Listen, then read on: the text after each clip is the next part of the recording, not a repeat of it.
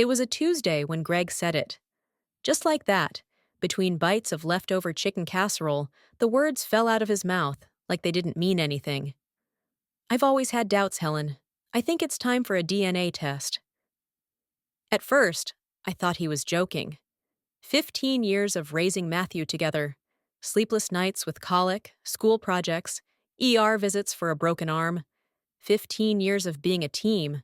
Or at least, I thought we were. I laughed. Don't be ridiculous. But Greg didn't laugh. His jaw clenched. His fork clinked against the plate. His eyes stayed down, focused like he was trying not to meet mine. What do you mean by doubts? I asked carefully. I mean exactly what I said. I've had my reasons for wondering, and I think it's time we know for sure. I didn't know what stunned me more, the implication, or the fact that he said it so calmly, like we were discussing taxes or replacing the dishwasher. Greg and I met when I was 28 and tired of games. He was dependable, if not particularly romantic. The kind of man who remembered to pay the bills on time and mow the lawn every Sunday. Our life was never exciting, but it was stable. Or so I thought. Matthew came a year after we got married. There were no complications, no drama. Greg was in the room. He even cried when he held him. I remember because I'd never seen him cry before, not even at his mother's funeral. And now, this? I spent the night lying awake, staring at the ceiling fan, counting its rotations. I didn't ask why he doubted. I didn't scream or demand he take it back.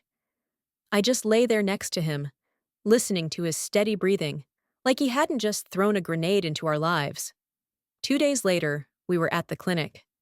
The technician was kind, maybe too kind, and I couldn't help but wonder what she saw in us. A nervous teenager? An unfaithful wife? An over-controlling husband? When Matthew asked why we were all going to a special doctor, Greg told him it was for routine tests. I stayed silent. I didn't tell anyone. Not my sister Denise, who calls me every evening like clockwork. Not my best friend, Linda, who always has something to say about men and their egos. Not even Matthew's pediatrician, Dr. Reynolds, who's known him since he was 2. I just waited. And every hour that passed felt like a vice tightening around my chest. The wait dragged for 9 days. Not 7, like the technician had estimated. 9. And every hour of those 9 days felt like wet wool draped across my shoulders, itching, heavy, suffocating. Greg barely spoke. He left early for work, came back late. Ate dinner without comment. No kisses goodbye. No good night, hun. The air between us was cold and sterile. A polite silence, like strangers sharing a hospital room. On the 5th day, I asked him, quietly, without accusation, what made him start questioning. He didn't even look up from the sports section. A few things. Doesn't matter now. The results will speak for themselves. That answer didn't sit right. Not because it was vague. Greg had always been the type to keep his thoughts to himself, but because there was something sharp behind it. Something that felt premeditated. I began retracing everything in my head. Who could have said something to him? Had he been talking to someone? A colleague? A friend from church? Maybe someone saw Matthew and made a comment, but even that didn't make sense. Matthew looks like Greg. Same cleft in the chin, same brown curls, though Greg keeps his short. Same stubborn scowl when told no. Still, something had shifted. I finally told Denise. My sister's reaction was exactly what I expected. He's always been insecure, Helen. Remember that business with his ex and the piano teacher? She said. He never trusted anyone, not even himself. That was a decade ago, and I thought he'd grown past it. But maybe some wounds don't heal. Maybe they just scab over until someone scratches too hard. Denise offered to come over, but I told her not to. I didn't want her in the house right now, not with the energy this place was radiating. I could see it even in Matthew. He'd grown quiet, more reserved. At dinner, he pushed his peas around like they might whisper something to him if he waited long enough. "Is Dad mad at you?" he asked one night, barely above a whisper. "No, sweetheart," I lied. "He's just tired." I started watching Greg more closely. The way he checked his phone in the garage. The way he closed his laptop when I walked into the room. He used to share everything, boring spreadsheets from work, articles about home improvement projects we'd never actually do. But now it was all sealed away. I opened his laptop once while he was in the shower. It was password protected now. It never used to be. The morning of the results, I didn't drink my coffee. I couldn't swallow anything. Matthew was at school, thank God. Greg and I drove to the clinic in silence. His hands were steady on the wheel. Mine were clenched in my lap, nails digging into my palms. The receptionist smiled too brightly. "Mr. and Mrs. Alden, right this way." The doctor looked serious. He had the kind of expression you see on men about to deliver news that changes things. He didn't open with the result. He didn't even look at the folder at first. "Before I begin," he said, looking at both of us in turn, "I want to ask, are you two emotionally prepared for what you're about to hear?" I looked at Greg. He didn't flinch, didn't blink, just nodded once. "Yes," he said. I didn't speak. My voice had disappeared somewhere between the parking lot and the chair I was sitting in. The doctor opened the folder with deliberate slowness. Each page turned sounded like a clock ticking louder and louder. "According to the analysis," he said, placing a finger on the paper, "the probability of paternity is 0%. My ears rang. My hands went cold. For a second, I thought I'd black out. My heart wasn't racing. It was gone. I felt nothing, just a void. A strange numbness in the chest that made it hard to breathe. Greg sat back, exhaled through his nose, and muttered, "I knew it." But the doctor didn't look at him. He was still watching me. There was something strange in his eyes. Not judgment, not pity. Worry. "There's something else," he said carefully. "Something that concerns me as a medical professional." Greg straightened. "What are you talking about?" The doctor looked from me to Greg, then back to me. "I ran the standard genetic matching protocol, not just between father and son, but between mother and son as well." My stomach twisted. "What?" I whispered. He paused, and then said the sentence I'll never forget. "Mrs. Alden, according to this, Matthew isn't biologically related to either of you." I stared at him. I must have misheard. I had to have. Greg's chair scraped the floor. "What kind of sick joke?" The doctor raised a hand. "This isn't a joke. We re-ran the samples to be sure. Triple confirmed. This is not a clerical error. Biologically, the boy you've raised is not your child." Everything stopped. The air, the clock, the world. "That's impossible," I breathed. "I gave birth to him. I held him. I nursed him." "I believe you," the doctor said gently. "That's why I think you need to speak to the hospital where he was born. There's a possibility, though rare, of a neonatal mix-up." Greg stood, red-faced. "So what the hell are you saying? That we've been raising a stranger's kid for 15 years? The doctor's silence was louder than any scream. The drive home was quiet, at first. But as soon as the front door closed behind us, Greg exploded. "I knew it! I knew something was off. But this? This is beyond anything I imagined." I tried to speak, to defend myself, to tell him I didn't know. But he wasn't listening. "You had one job, Helen," he snarled. "One job." And with that, he slammed the door to the guest bedroom. His new home, apparently. That night, I opened the box of Matthew's hospital records, wristbands, the birth certificate, faded photographs of me holding him, crying, exhausted but glowing. I know that boy is mine. But now, I have no idea how to prove it. The next morning, I sat in the kitchen, staring at a cup of cold coffee. Greg didn't come down. I heard him moving around upstairs, his footsteps heavy, deliberate. He didn't even say goodbye when he left for work. I waited until Matthew left for school, then picked up the phone and dialed the number on the back of the hospital folder. St. Joseph's Memorial Hospital. The line rang 7 times before a receptionist picked up. "I need to speak to someone about a possible neonatal mix-up," I said, my voice steady, only because I'd rehearsed it 50 times in my head. The woman paused. "Let me transfer you to records." Records transferred me to administration. Administration placed me on hold for 11 minutes. Then a man with a flat, tired voice came on the line. "You're talking about an incident from 15 years ago?" he asked. "That would have been early 2009.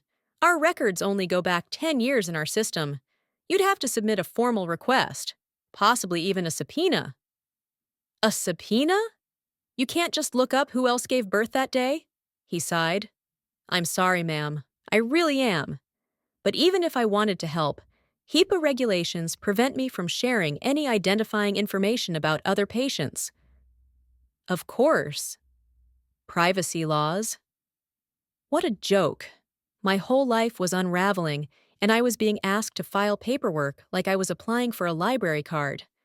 I hung up, hands trembling. Then I grabbed my coat and keys. If I couldn't get answers over the phone, I'd go down there in person. The drive to St. Joseph's felt surreal. I hadn't been back in 15 years. The building had changed, new wing, new signage, but the parking lot was exactly the same. I parked in the same spot Greg had parked the night he rushed me in, clutching my hand, telling me everything would be okay. Inside, the lobby smelled like antiseptic and overbrewed coffee. I approached the front desk and asked to speak to someone in medical records. The young woman behind the counter gave me a long, uncomfortable look. "I'm sorry, but without a court order," I interrupted. "My child was likely switched at birth here. I'm not asking for names or addresses. I just need to know who else gave birth that day. Please." She hesitated, then glanced behind her. "Wait here," she whispered. 10 minutes later, a woman in her 60s approached. Her ID badge read Diana Lively, Patient Services Director. "I remember you," she said softly before I could speak. "You were in room 207. Emergency C-section. You had complications. We almost lost you." I blinked. "You remember me?" She nodded. "I've worked here 40 years. Some stories stay with you." We moved into her office. I told her everything. The DNA test, the results, the shock, the unbearable uncertainty. She listened in silence, then opened a locked file drawer and pulled out a slim binder. "We were in the middle of transitioning to digital records around that time," she said. "Some things still exist in paper form." Her finger slid down a column of handwritten names and times. "There were 3 other births that day. 2 boys, 1 girl. You were the only C-section." My heart pounded. "Is it possible someone made a mistake?" She exhaled. "It was chaotic that week. 2 nurses out sick. The maternity floor was understaffed. I won't lie to you, yes, it's possible, but proving it." She looked me in the eye. "You'll need legal help, Helen, and fast. If there was a switch, it may have gone unnoticed for 15 years. But someone else out there may be asking the same questions soon." I didn't go home after the hospital. I couldn't. I sat in my car in the hospital parking lot, hands numb on the steering wheel, watching the afternoon sun drop below the edge of the old maternity wing. A child. Not mine. But mine in every way that matters. I gave birth, or thought I did. I raised him, sang him to sleep, held him through fevers, schoolyard fights, heartbreak over a goldfish that wouldn't swim anymore. What does biology mean in the face of that? Still, I had to know the truth. And for that, I needed a lawyer. I called Linda first. She picked up on the second ring. "Helen! Finally! I've been worried sick. What's going on?" I almost broke. Her voice was warm, familiar, comforting, but I kept myself steady.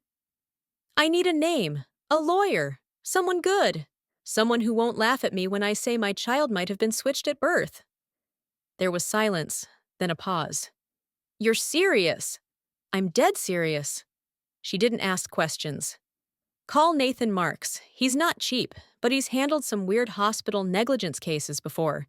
He got a family 7 figures when a surgical team left a sponge inside their daughter. By the time I got to his office, the sky had turned charcoal gray. Nathan was in his early 40s, clean-cut with sharp features and tired eyes. He didn't blink when I laid everything out.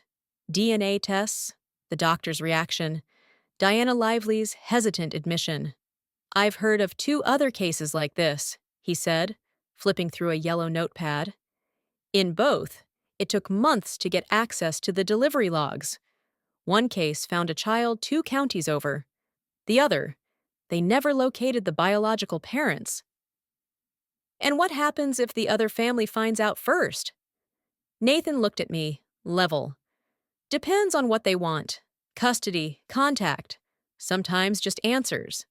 But let me be honest, this could get messy and emotional, especially for your son. I nodded. I hadn't told Matthew anything yet. Every time I looked at him, my throat closed. How do you say you might not be ours, and we don't even know whose you are? Greg hadn't come home the night before. No calls, no messages. I didn't know where he went, and a small, shameful part of me didn't care. He was spiraling into blame, and I couldn't afford to follow him. That night, as I sat on the edge of my bed with a box of old photographs, I noticed something odd. One photo, taken just after the delivery when I was still foggy from the anesthesia, had a nurse in the background. She wasn't smiling. Her eyes were wide, startled. She was holding a baby, swaddled, but her badge was crooked, unreadable. She looked young, maybe 20. And behind her, something blurred. A bassinet. Or was it 2? I flipped the photo over. Greg had scribbled, Helen and Matthew, January 4th, 2009, in black marker. I stared at that date for a long time. Then I called Diana. Was there a nurse on shift that night? Early 20s, long blonde hair, kind of thin? She's in one of my photos. There was a pause. Yes, Diana said quietly. That was Marla Penbrook. She was new then, first month on the job. What happened to her? Another pause. She quit. 2 weeks later, no notice. Marla Penbrook had vanished. No social media presence, no LinkedIn, not even a wedding announcement. It took Nathan's private investigator 4 days and a small miracle to find a trace of her. She was living under her married name now, Marla Jennings, in a small town 2 hours north, working part-time as a florist. I didn't wait. I drove up there alone, the back roads winding like my thoughts. I didn't know what I'd say to her. What could I? Hi, I think you might have accidentally stolen my child. The flower shop was tucked between a diner and a bait and tackle store. Quaint, pink shutters. Bell on the door. I stepped inside to the scent of lilies and eucalyptus. A woman behind the counter was trimming stems. Blonde hair, tied back. Thin. Her hands trembled slightly when she looked up and saw me. Can I help you? Marla? She froze. Her smile dropped. Sorry, I'm Helen Alden. I gave birth at St. Joseph's, January 4th, 2009. You were there. I saw it in her eyes. Recognition, then panic. Look, I haven't worked in medicine in years. I don't remember. You do, I said softly. Please, just hear me out. She didn't tell me to leave. That was something. I followed her to the back room, surrounded by buckets of carnations and glass vases. She offered me a seat on an overturned crate. She didn't sit. I was 21, she said. It was my second week. We were down 2 nurses. The night shift was chaos. 2 women went into labor back to back. One natural, one emergency? Me, I said. She nodded. There was a mix-up with the bassinets, she continued. We were supposed to double-check ID bands and crib tags, but someone from admin was rushing me, and the babies had been moved for observation. I thought I had it right. I swore I did. My stomach turned. Are you saying you switched them? I didn't mean to, she whispered, eyes welling. But when I realized something didn't add up later that week, I went to my supervisor. She told me not to say a word, that it would ruin lives, that it was probably nothing, and if I spoke up, I'd be liable. So you quit? She nodded. Did anyone else ever come forward? Did anyone else suspect? She shook her head. Number but. I remember the other family, the woman who gave birth naturally. Her baby was fussy, wouldn't sleep. She looked exhausted. Do you know her name? I only remember her first name. Lorna. She had red hair. Her husband. He worked construction, I think. That's all I have. Lorna. Red hair. Construction. It wasn't much, but it was something. I never forgot that night, Marla said, her voice cracking. Not once. I left with shaking hands and a business card with Marla's new last name scribbled on the back. Nathan would want to know immediately. But first, I drove home. Matthew was on the porch, shooting hoops into the rickety net Greg never fixed. Hey, Mom, he said, wiping sweat from his forehead. You okay? You look tired. I nodded. Just errands, lots on my mind. Dad's not home again. I know. He bounced the ball twice, looked at me. You two fighting? I forced a smile. Something like that. He passed me the ball. Want to shoot? I did. We played until dusk, just the two of us. Laughing, moving, breathing. The boy who might not be mine, but somehow was. Nathan ran Lorna's name through every database he could access, but Lorna and red hair didn't exactly narrow things down. There were dozens of birth records from the county for that day, but only one stood out. Lorna Blake, age 24 at the time of delivery, address listed just 2 towns over. She had given birth to a baby boy. No complications. Discharged 48 hours later. It was all there, right in front of me. My hands shook as I dialed the number Nathan provided. No answer. The next day, I drove to the address. A 2-story brick home in a quiet neighborhood. Wind chimes on the porch, a scooter in the driveway. I hesitated, then knocked. A woman answered. Auburn hair pulled into a loose bun. Tired eyes. She looked at me the way a mother looks at a stranger who comes too close to her children. Yes? Hi. I'm sorry to bother you. Are you Lorna Blake? I am. Do I know you? I swallowed. Number, but I believe we may have given birth at the same hospital. On the same day, January 4th, 2009, St. Joseph's Memorial. She stared at me, long enough that I almost turned and walked away. Then she said, You'd better come in. The house smelled like cinnamon and soap. A teenage boy sat on the couch with earbuds in. He glanced up at me, then back at his phone. That's Jacob, she said. 15. Moody. Won't eat anything that isn't beige. He didn't look like me, but something about the way he tilted his head, it sent a jolt through my spine.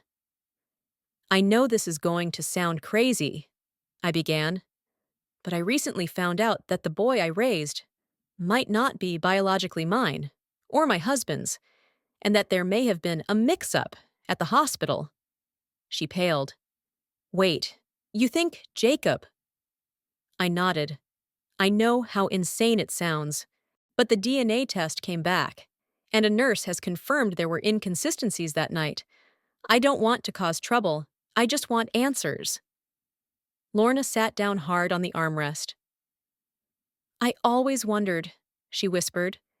Jacob's blood type didn't match mine or Ray's. His pediatrician brushed it off, said it was possible. But there were other things. His hair turned dark early. And he never looked like anyone in our family. I didn't say anything. Ray doesn't handle uncertainty well. But I wondered. Quietly, Ray, her husband, the construction worker. It all fit. I'm not here to take anything from you, I said. But I believe I may be his biological mother. We sat in silence for a long time. Then she asked the question I'd been dreading. And my son? Where is he? At home, I said softly.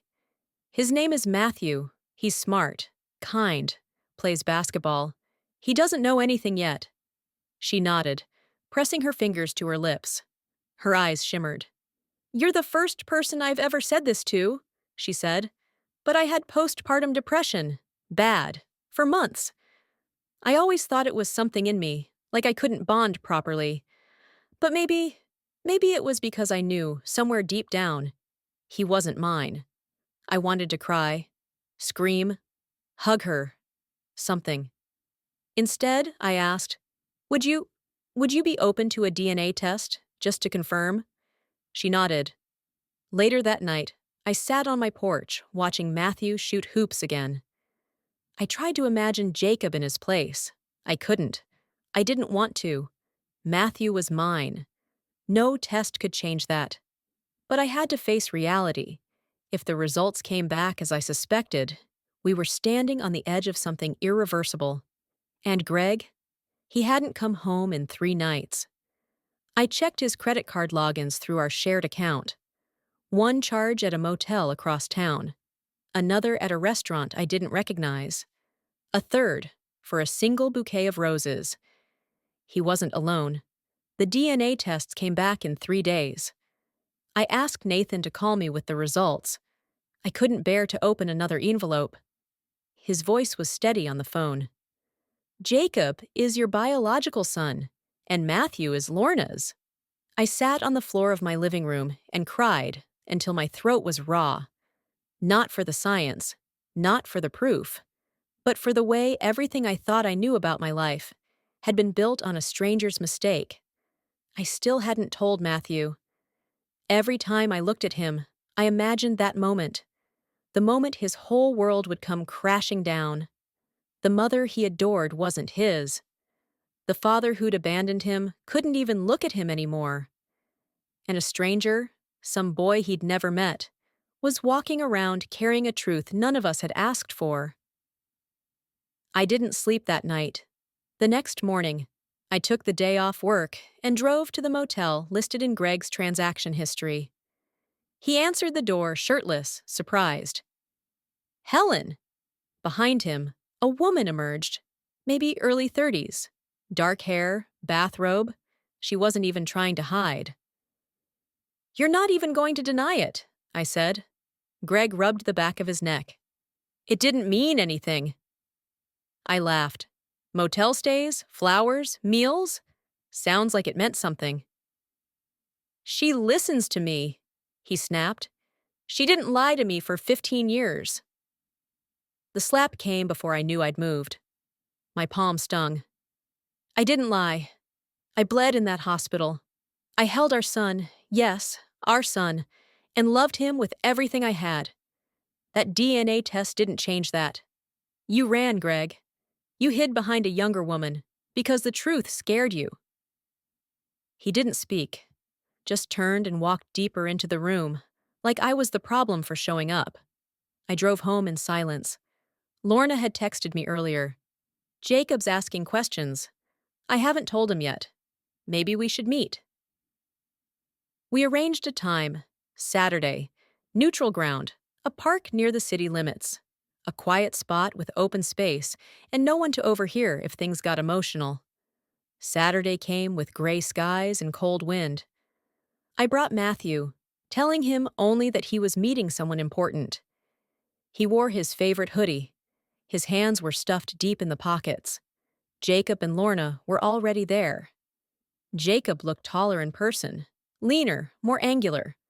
When he saw us approach, he tilted his head the same way Matthew always did when he was confused. The boys looked at each other for a long, silent moment. Then Matthew turned to me. Mom? What's going on? Lorna's voice was thin. Jacob, honey, this is Helen. She's your biological mother. The words landed like a rock dropped in a still pond. I saw Matthew's brow furrow. I reached for his hand, but he pulled it away. What are you talking about? I knelt down. Sweetheart, there was a mistake at the hospital. When you were born, they gave me the wrong baby. But I didn't know. I didn't know. I loved you, raised you. You are my son. You always will be. His eyes were wide. So I'm not yours? Number no, you are? Just not by blood? He stepped back. Does Dad know? I nodded. And that's why he left. I couldn't answer. He turned to look at Jacob. So, you're me? Jacob looked equally lost. I don't know. Neither of them spoke again. They just stood there, 15 years of someone else's choices written on their faces. The days after the park were quiet. Too quiet. Matthew barely spoke to me. He went to school, came home, locked himself in his room. The sound of bouncing basketballs and video games disappeared. I stopped hearing music through his walls. The house felt still, like it was holding its breath. I left food outside his door. Some of it disappeared. Most of it didn't. On the third day, I found him sitting on the porch steps after dark. Hoodie up, knees drawn to his chest. Hey, I said softly, sitting beside him. He didn't look at me, just stared at the street. Am I going to have to go live with that woman? No. My voice cracked. No, sweetheart. No one is taking you from me. But she's my real mom. I'm your real mom, I whispered. Maybe not by blood, but in every other way that counts. He wiped his nose on his sleeve.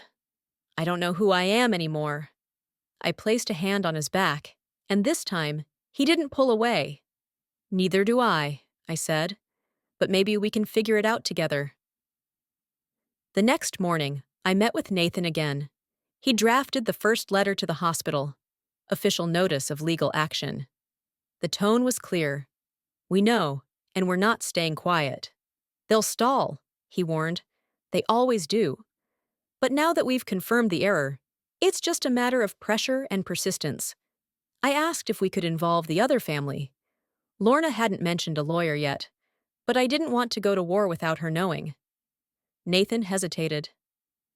She may not want the same things you do.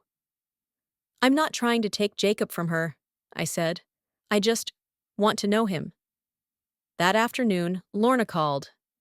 Jacob wants to meet you, she said.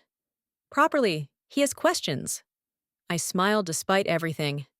I'd like that. Greg didn't come home. He didn't call. A part of me finally accepted that he wouldn't. And strangely, it didn't shatter me. Not this time. I had already lost one kind of family. I wouldn't lose another. Jacob came over on a rainy Wednesday. He didn't say much at first, just stood in the hallway, hands deep in his jacket pockets. I offered him a drink. He shook his head. Then, softly, I just want to see where I would have grown up. I showed him the family room, the backyard where Matthew's growth chart was still etched into the fence post. The photos on the wall, Matthew's toothy grin in second grade, him and Greg in front of a science fair project. Jacob stared at one picture a long time. Me holding Matthew on my hip, face flushed from summer heat. That could have been me, he said. I swallowed hard. It still can be, in some way. We sat for hours, talking slowly, about music, school, the kind of things people say when they don't know where to start. But something loosened between us by the time he left. He hugged me, stiff, awkward, but real. Later that week, Lorna called. Matthew asked if he could come over for dinner. I smiled into the phone. What did you say? I said yes. Of course I said yes. We agreed, no pressure, just a meal, one step at a time. The hospital responded to Nathan's letter. Carefully worded denial. No admission of guilt. But buried in the language was an offer, confidential mediation, an early sign they knew they couldn't bury this forever. Nathan looked me in the eye. "We can push this. It won't be quick. But if you want justice, real justice, we go all the way." I nodded. "We go." As for Greg, he never came home. He filed for divorce through a lawyer I didn't know. No apology, no conversation, just paperwork and a curt signature. And strangely, I was okay. For the first time in years, I wasn't walking on eggshells. I wasn't small in my own house. I sat on the porch one night watching the boys, my boys, shoot hoops together in the driveway. Not brothers by blood, not strangers either. Just two lives, slowly circling each other, trying to make sense of what they were given. I lost a marriage, I lost certainty, but I didn't lose my son, and I didn't lose the will to fight for the truth. Some mistakes can't be undone, but they can be faced.